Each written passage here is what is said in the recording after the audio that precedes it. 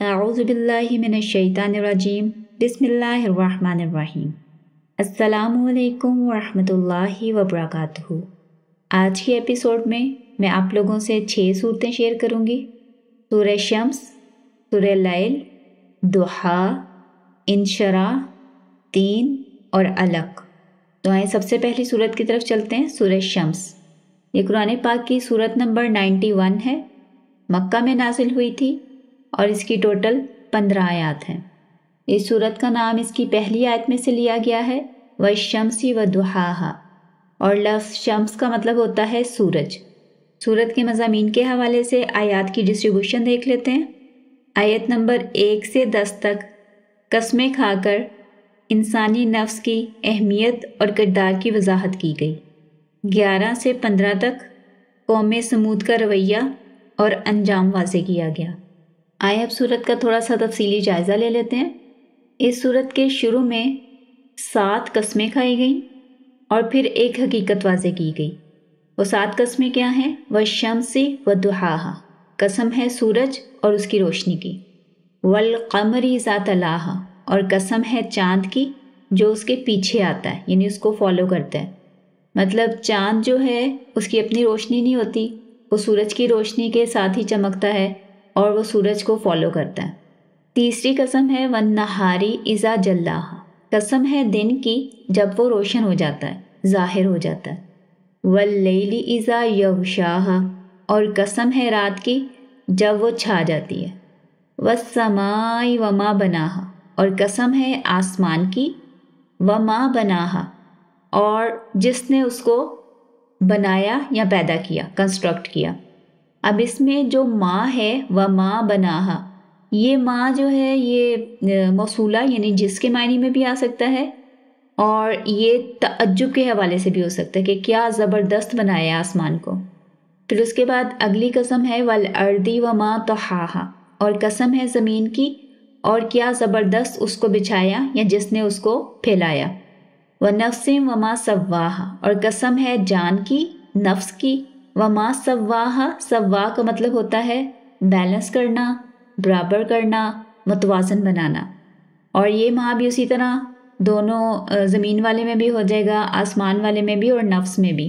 یہ ماں ہے مطلب یا تو موصولہ ہوگا کہ جس نے اسے بنایا، جس نے اسے پھیلایا یا جس نے اس کو برابر کیا، اور یا پھر یہ تعجب یعنی حیرانی کے معنی میں ہوگا کہ کیا زبردست برابر کیا ہے، کتنا زبردست اس میں توازن پیدا کیا ہے، اس معنی میں۔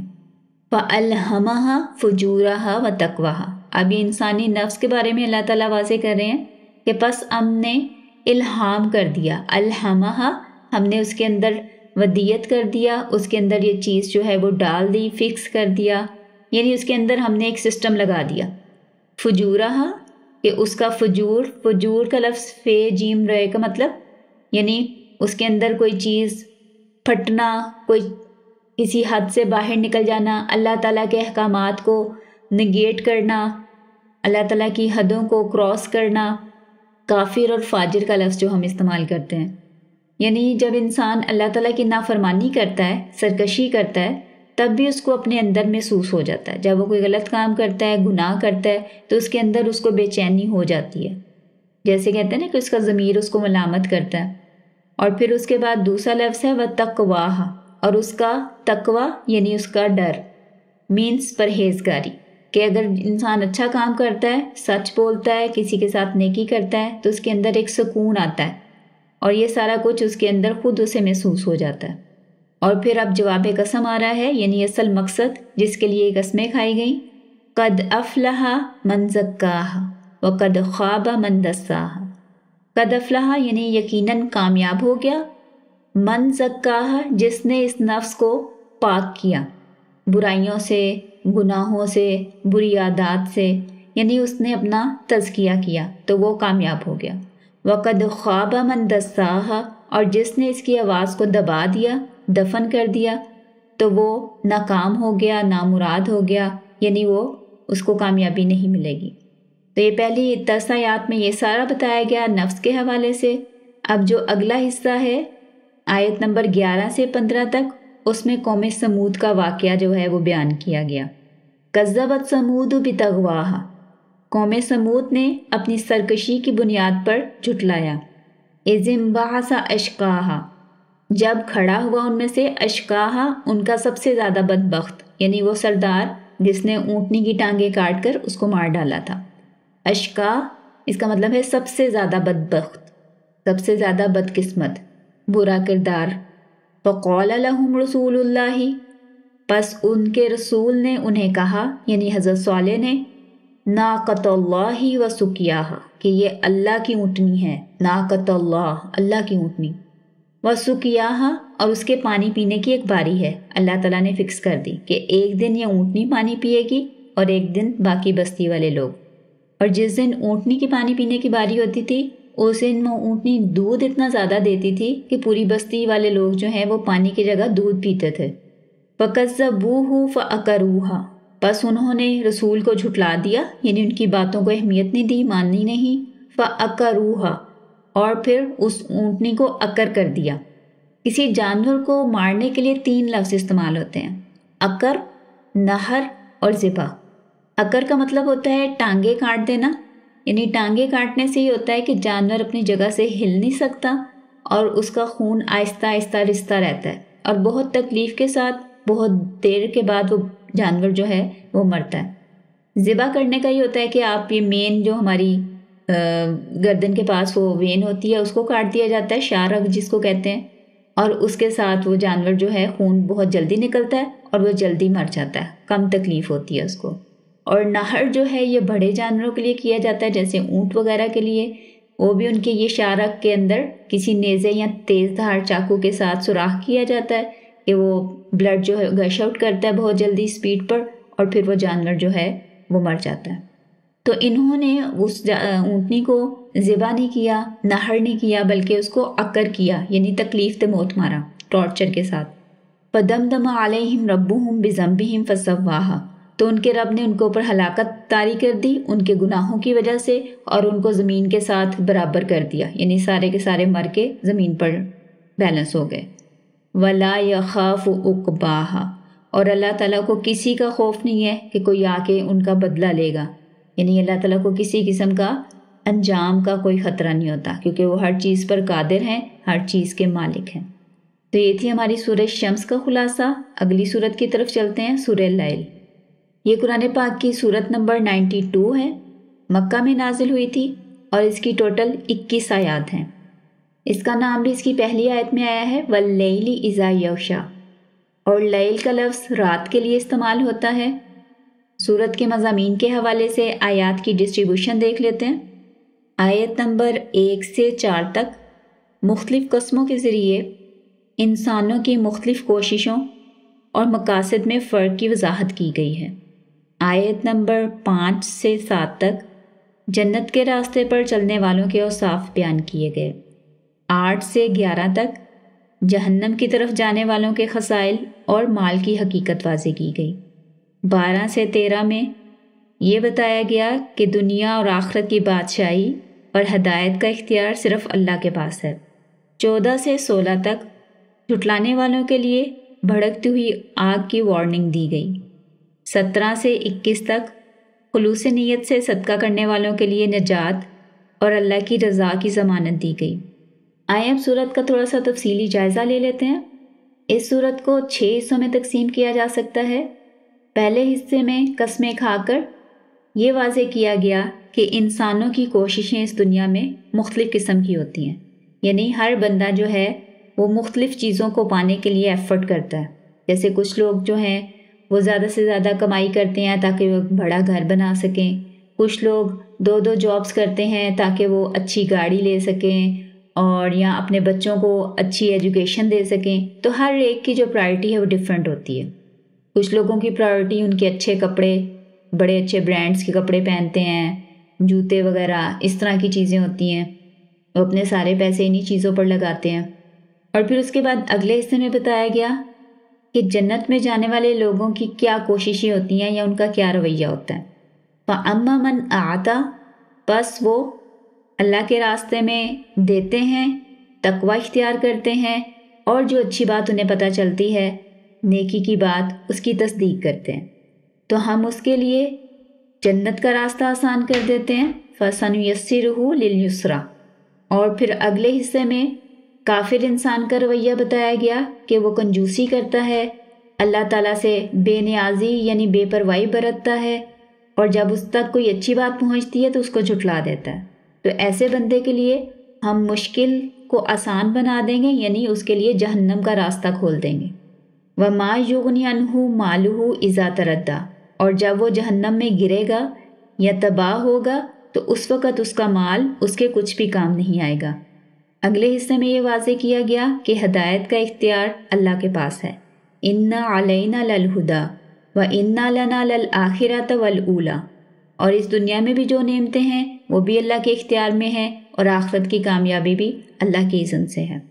اس کے بعد جھٹلانے والوں کے لیے خطرناک بھڑکتی ہوئی آگ کی وارننگ دی گئی، فَأَنذَرْتُكُمْ نَارًا تَلَظَّىٰ، کہ میں تمہیں خبردار کرتا ہوں، ڈراتا ہوں ایک لمبی لپٹوں والی آگ سے، اور اس میں صرف بدبخت لوگ ہی داخل ہوں گے، وہ لوگ جو جھٹلاتے ہیں اور منہ پھیرتے ہیں۔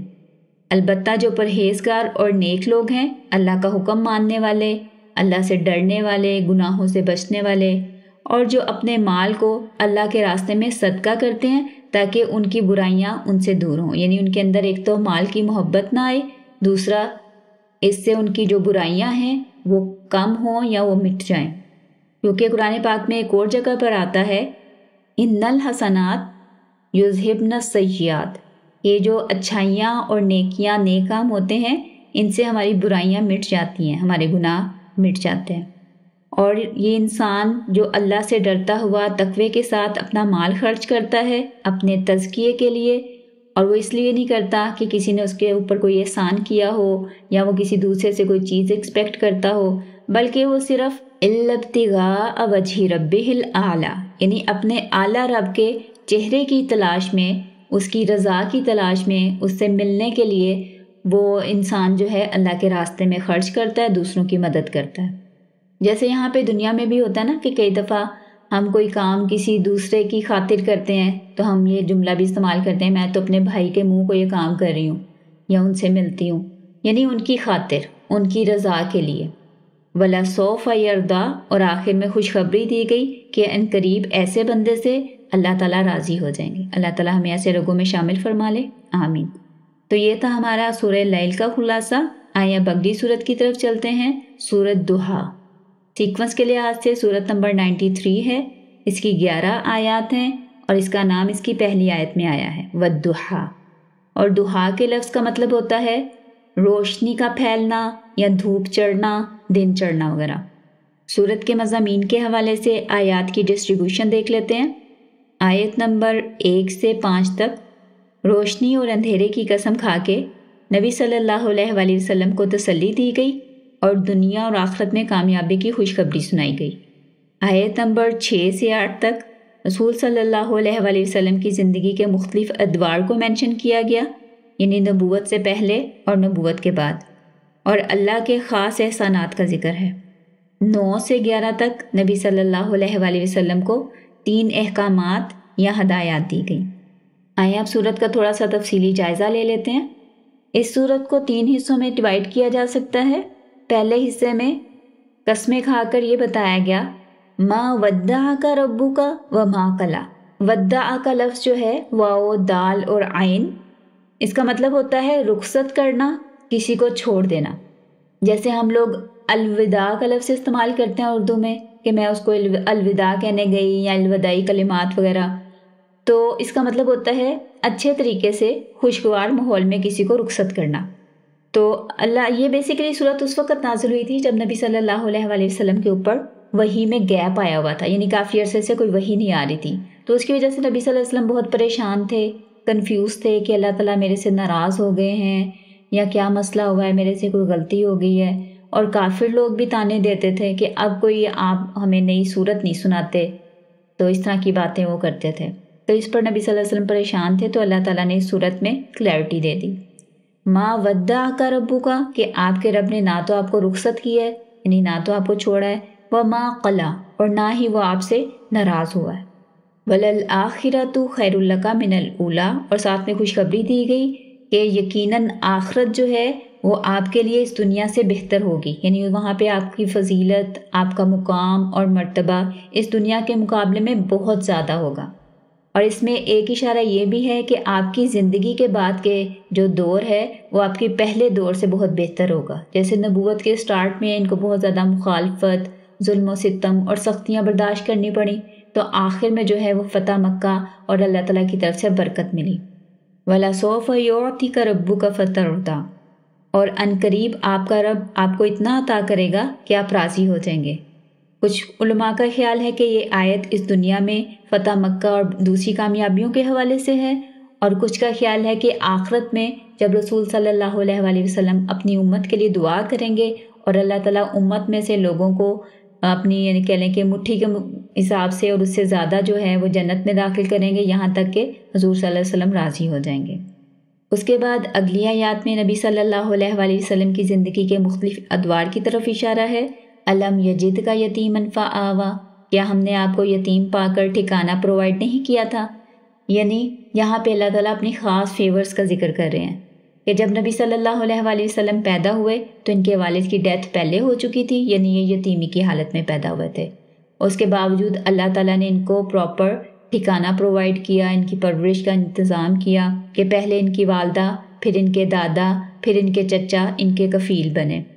اس کے بعد اگلی آیت ہے وَوَجَدَكَ ضَالًّا فَهَدَىٰ، اور پھر ہم نے آپ کو راہ حق کا متلاشی پایا اور ہم نے آپ کو ہدایت یعنی قرآن اور وحی جو ہے وہ عطا فرما دی۔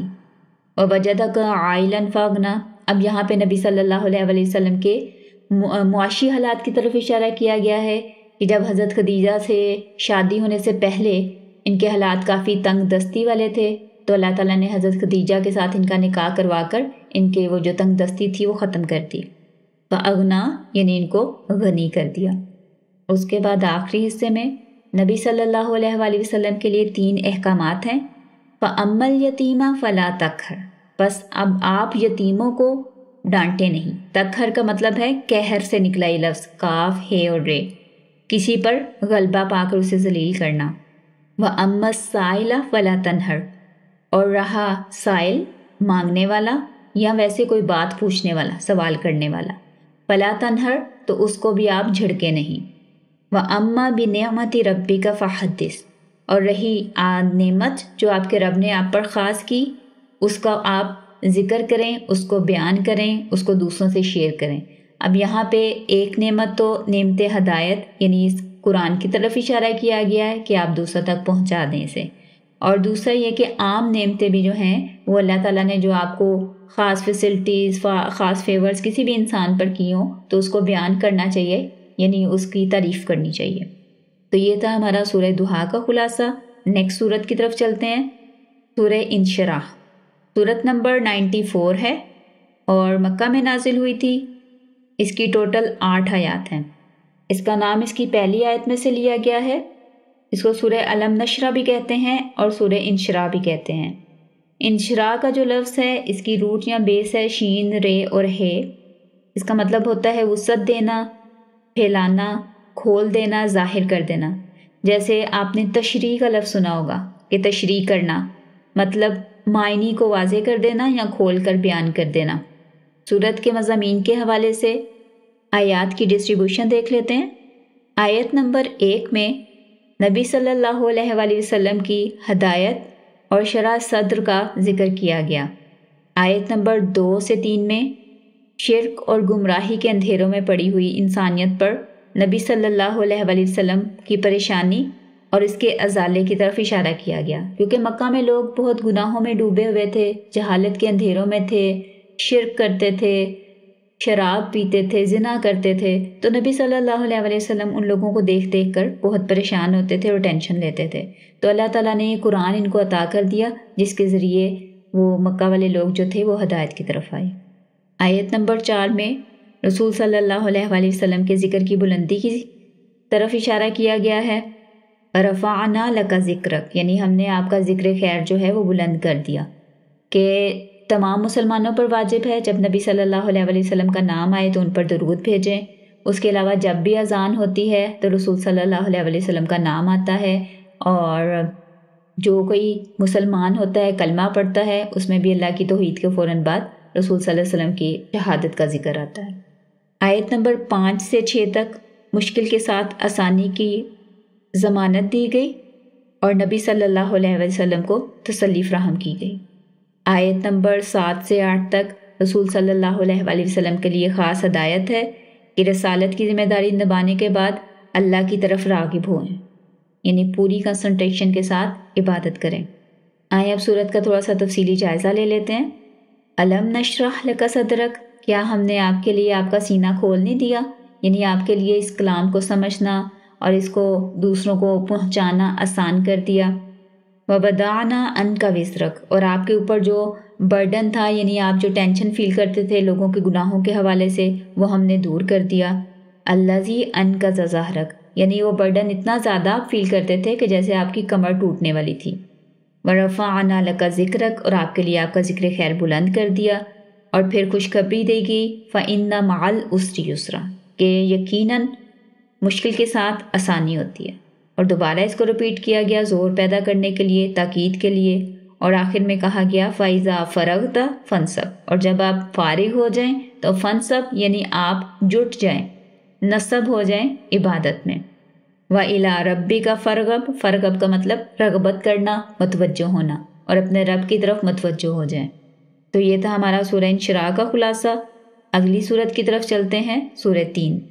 یہ قرآن پاک کی سورت نمبر 95 ہے، مکہ میں نازل ہوئی تھی اور اس کی 8 آیات ہیں۔ اس کا نام پہلی آیت میں سے لیا گیا ہے، اور 3 کا مطلب ہوتا ہے انجیر یعنی فگ۔ مضامین کے حوالے سے آیات کی ڈسٹریبیوشن دیکھ لیتے ہیں۔ آیت نمبر 1 سے 4 تک مقدس مقامات کی قسم کھا کر انسان کی عظمت اور تکریم کا ذکر کیا گیا۔ آیت نمبر 5 سے 6 تک انسانوں کے 2 گروہوں میں تقسیم ہونے کی طرف اشارہ ہے۔ 7 سے 8 تک اللہ کی حاکمیت کا بیان ہے۔ آئیں اب سورت کا تھوڑا تفصیلی جائزہ لے لیتے ہیں۔ وَالتِّینِ وَالزَّیتُون، قسم ہے تین کی، انجیر کی اور زیتون کی۔ وَطُورِ سِینِین، اور طور سینا یعنی وہ پہاڑ جس پر حضرت موسیٰ سے اللہ تعالیٰ نے کلام کیا تھا۔ وَہَٰذَا الْبَلَدِ الْأَمِین، اور اس امن والے شہر کی جس میں رسول صلی اللہ علیہ وآلہ وسلم پر نبوت نازل ہوئی اور حضرت ابراہیم اپنے بیٹے اسماعیل کو چھوڑ کے گئے اور خانہ کعبہ کی تعمیر کی اللہ کے حکم سے۔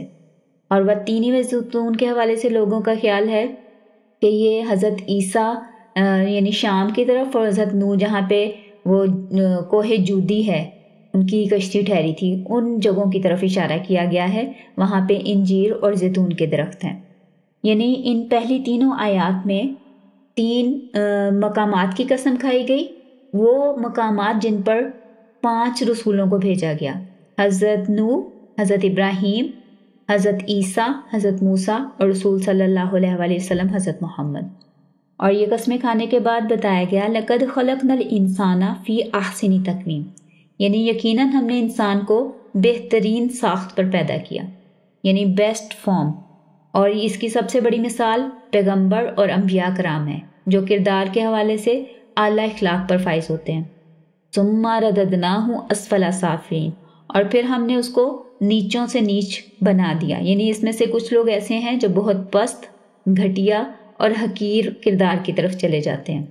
إِلَّا الَّذِينَ آمَنُوا وَعَمِلُوا الصَّالِحَاتِ، سوائے ان لوگوں کے جو ایمان لاتے ہیں اور اللہ تعالیٰ کے لیے نیک عمل کرتے ہیں۔ فَلَهُمْ أَجْرٌ غَيْرُ مَمْنُونٍ، تو ایسے لوگوں کے لیے اجر ہوگا جو کبھی ختم نہیں ہوگا۔ ممنون یہ من سے نکلا ہے، یعنی جیسے ہم کہتے ہیں نا 10 من چاول، تو من ایک وزن کا نام ہے، اور یہاں پہ ہے یہ ممنون کا مطلب کہ وزن کیا ہوا، کیلکولیٹڈ آئٹم، اور غیر ممنون یعنی غیر حساب، جس کو آپ کیلکولیٹ نہ کر سکیں، نہ ختم ہونے والا، چلتا ہی جا رہا ہے، جاری۔ فَمَا يُكَذِّبُكَ بَعْدُ بِالدِّينِ، اور یہاں پہ اللہ تعالیٰ ایک سوال کر رہے ہیں کہ ابھی تو یہ کافر لوگ آپ کو جھٹلا رہے ہیں، آپ کی بات نہیں مان رہے، اور جب جزا اور سزا یعنی یوم الدین آ جائے گا تو اس وقت آپ کو کون جھٹلا سکے گا۔ اور پھر آخری آیت میں اللہ تعالیٰ کے فیصلہ کرنے کی صفت کی طرف اشارہ کیا گیا، الیس اللہ بأحکم الحاکمین، کہ کیا اللہ تعالیٰ سارے فیصلہ کرنے والوں میں سے بہترین فیصلہ کرنے والا نہیں ہے، یعنی اللہ تعالیٰ قیامت والے دن سب سے بیسٹ فیصلہ فرمائیں گے۔ تو یہ تھا ہمارا سورہ 3 کا خلاصہ۔ اگلی سورت کی طرف چلتے ہیں، سورہ علق۔ سورہ علق قرآن پاک کی سیکوینس کے حساب سے سورت نمبر 96 ہے۔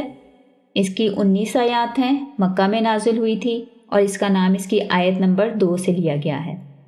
خلق الانسان من علق، اور لفظ علق کا مطلب ہوتا ہے خون کا لوتھڑا یا لٹکنے والی کوئی چیز، مثلا وہ رسی جسے مشکیزے کا منہ باندھ کر اسے لٹکایا جاتا ہے، یا وہ لکڑی جس سے کنویں کی چرخی لٹکتی ہے۔ اس کے علاوہ جونک کے لیے بھی یہ لفظ استعمال ہوتا ہے کیونکہ وہ بھی لٹک جاتی ہے۔ آئیں آپ سورت کے مضامین کے حوالے سے آیات کی ڈسٹریبیوشن دیکھ لیتے ہیں۔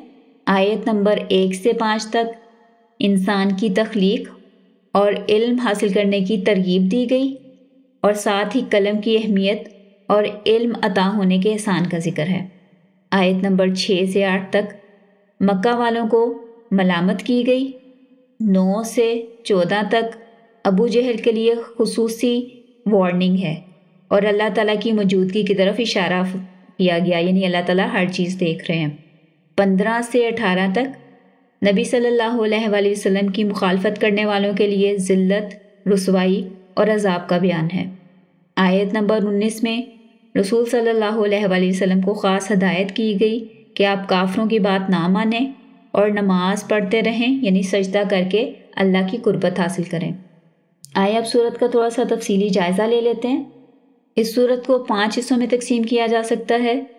پہلے حصے میں یہ 5 آیات ہیں جو سب سے پہلی وحی ہے، اور اس میں اللہ تعالیٰ کی طرف سے تخلیق کا بیان ہے، اللہ تعالیٰ کے کرم کا، اور پھر یہ کہا گیا کہ پڑھیں، یعنی علم حاصل کرنے کی اہمیت بتائی گئی، اور یہ بھی بتایا گیا کہ علم جو ہے وہ قلم کے ذریعے حاصل ہوتا ہے، اور اللہ تعالیٰ نے جو علم عطا کیا انسان کو، انسان پہلے نہیں جانتا تھا، یعنی وحی کے ذریعے۔